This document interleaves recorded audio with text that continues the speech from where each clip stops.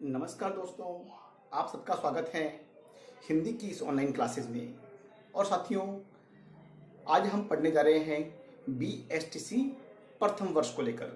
BSTC प्रथम वर्ष को लेकर और बीएसटीसी प्रथम वर्ष में जो आज का जो हमारा विषय है वो है हिंदी भाषा शिक्षण और प्रवीणता को लेकर।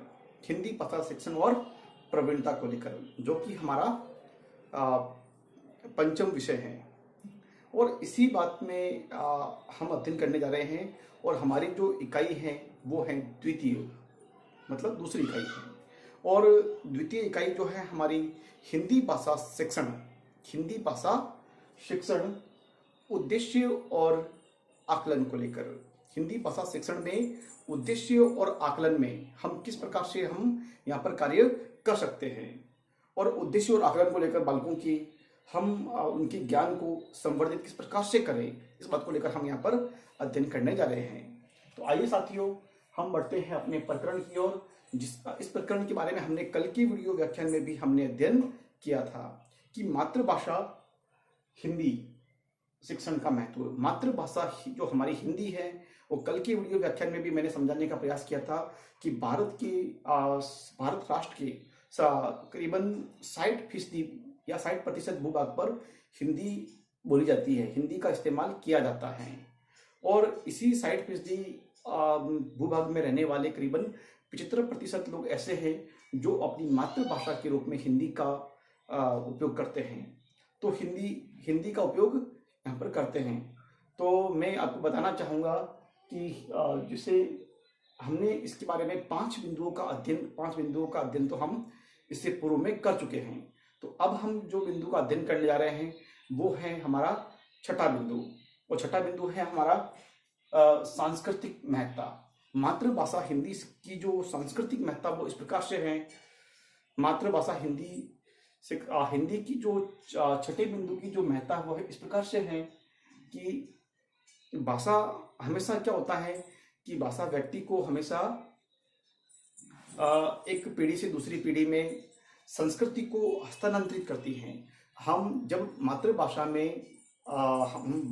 पढ़ते हैं तो मातृभाषा में हम हमेशा अपनी जो पूर्वजों की या हमारे जो पहले की जो हमारे जो पूर्वज हैं उन सबकी जो विरासत है या उनके द्वारा लिखी कोई धरोहर है, उसको समझने में हमें मातृभाषा एक ऐसा विकल्प है जो बहुत ही आसान है और हमारी रुचि के अनुसार भी कार्य करता है। तो यहाँ पर हम इसी बात पर अध्ययन कर रहे हैं कि सांस्कृतिक महत्ता। हम मातृभाषा हिंदी के माध्यम से हम अपने पूर्वजों की या प्राचीन काल के कवियों में जो तत्कालीन परिवेश है उसको समझने में हम अपनी संस्कृति को समझ सकते हैं मातृभाषा के माध्यम से। कवि प्रेमचंद ने ये भी कहा है कि साहित्य समाज का दर्पण है।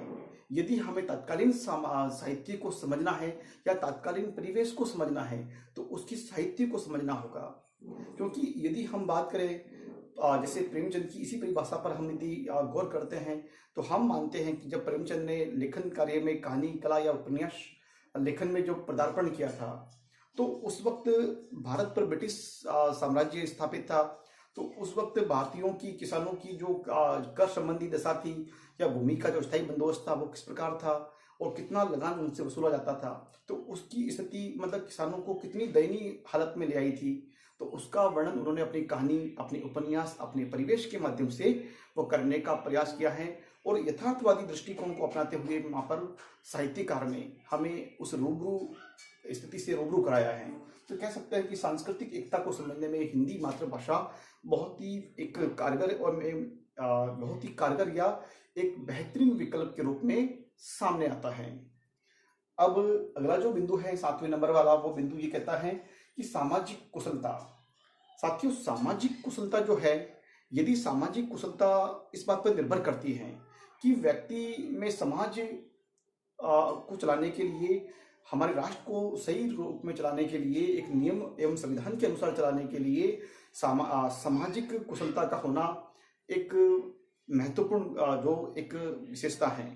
और उस विशेषता के लिए मातृभाषा में हम किसी भी कार्य को, व्यक्ति को कोई कार्य देते हैं या मतलब विचार संप्रेषित करने का कार्य देते हैं तो मातृभाषा के माध्यम से बहुत ही बेहतरीन तरीके से कर सकता है। तो मातृभाषा में एक ये बात बिल्कुल सत्य है कि मातृभाषा में किसी भी सामाजिक संबंध को, सामाजिक परिवेश को बड़ी कुशलता के साथ में वो समझ सकता है, और किसी भी कार्य को बड़ी कुशल ढंग से करने के लिए, बड़ी सही ढंग से करने के लिए एक मातृभाषा अच्छा विषय है। और सामाजिक कुशलता, सामाजिक व्यवहार को बड़ी कुशलता के साथ में व्यक्ति मातृभाषा में व्यवहार करते हुए अच्छे से उसका निर्वाह कर सकता है।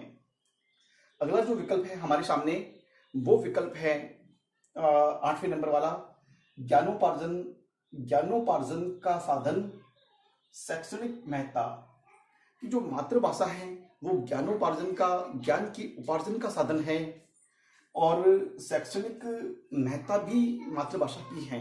तो मातृभाषा हिंदी की जब बात की जा रही है तो हमें ज्ञानोपार्जन का साधन हिंदी को मानना चाहिए, क्योंकि बालक को जब अलग अलग विषयों का अध्ययन कराया जाता है, चाहे वो अर्थशास्त्र है, चाहे वो अर्थशास्त्र है, या फिर वाणिज्य वर्ग से विद्यार्थी हैं, या फिर कह सकते हैं कि विज्ञान वर्ग का जो छात्र हैं, तो उसकी जो किताबें हैं या पुस्तकें हैं वो किसी अन्य भाषा में न छापकर मातृभाषा में छापी जाती हैं, उनका अनुवाद है, या मातृभाषा में कहीं ना कहीं वो क्षमता है, मातृभाषा हिंदी में वो क्षमता है कि अन्य विषयों का जो अध्ययन मातृभाषा के माध्यम से कराए तो बालक उसे शीघ्रता से ग्रहण कर सकता है।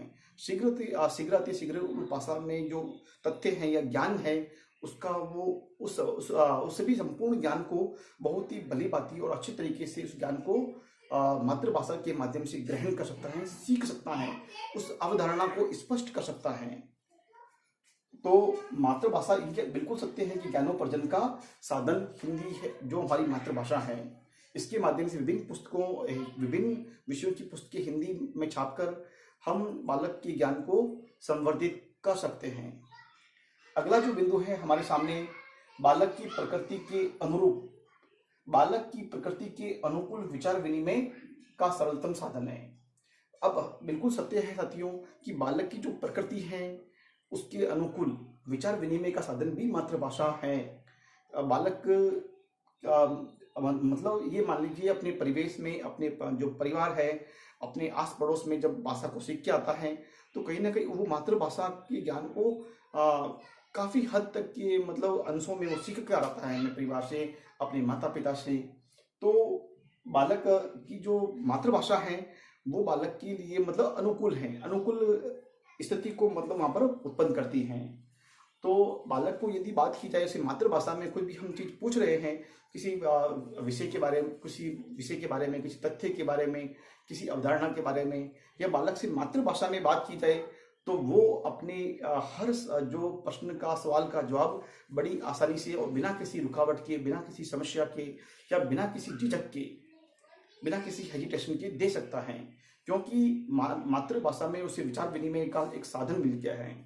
तो इसलिए कह सकते हैं कि विचार विनिमय, बालक जितना खुल के अपने विचारों का जो संप्रेषण है मातृभाषा में कर सकता है, उतना किसी अन्य भाषा में नहीं। अगला जो बिंदु है वो है हमारे सामने, विचार विनिमय का सर्वोत्कृष्ट साधन, विचार विनिमय का सर्वोत्कृष्ट साधन है। साथियों ये बात भी सत्य है कि हम सभी लोगों के लिए, जो हिंदी भाषी लोग हैं उन सब के लिए, जो हम अपनी मातृभाषा हिंदी को मानते हैं, उन सब व्यक्तियों के लिए एक विचार विनिमय का सर्वोत्कृष्ट साधन मातृभाषा से बेहतरीन विकल्प कोई नहीं है। वो इसलिए साथियों इस बारे में मैं ये भी कहना चाहूँगा कि मातृभाषा एक ऐसा सशक्त साधन है जिसको ध्यान में रखते हुए, जिसके द्वारा हम अपने विचारों का जो संप्रेषण है वो प्रभावी रूप से कर सकते हैं। यदि हमें किसी बालकों को, शिक्षकों को, या जो पढ़े लिखे जो मतलब एक सुसभ्य वर्ग को हमें संबोधित करना है, उन्हें उद्बोधन देना है, तो हम अपनी मातृभाषा का प्रयोग करते हुए, मातृभाषा के प्रयोग के माध्यम से हम उन्हें अपने विचारों का सही रूप में, सही ढंग से एवं सही भावों के साथ में संप्रेषित कर पाएंगे। इसलिए अब ये बिल्कुल सत्य बात है कि हम अपने विचारों का जो आदान प्रदान है वो मातृभाषा के अतिरिक्त अन्य किसी भाषा में सही रूप में एवं सही विचारों के साथ में और एवं प्रभावशीलता के साथ में हम किसी अन्य विषय के साथ में कल्पना या अन्य भाषा के साथ में कल्पना नहीं कर सकते जितना सशक्त साधन हमारी मातृभाषा हो सकती है। इसलिए मातृभाषा एक ऐसा साधन है जो अपने विचार विनिमय का सर्वोत्कृष्ट साधन है। तो साथियों, मातृभाषा एक ऐसा विकल्प है जो न केवल हमें अपने ज्ञान से, बल्कि ये कह सकते हैं कि मातृभाषा में एक संपूर्ण व्यक्तित्व का विकास छिपा हुआ है। इसलिए तो साथियों, मातृभाषा एक सशक्त साधन है जो बालक के सर्वांगीण विकास में सहायक है। तो साथियों, आज के लिए इतना ही। हम फिर मिलेंगे अगले वीडियो व्याख्यान में, और जो शेष रहे बिंदुओं पर हम अगले वीडियो व्याख्यान में चर्चा करेंगे। तब तक के लिए बहुत बहुत धन्यवाद। जय हिंद, जय भारत।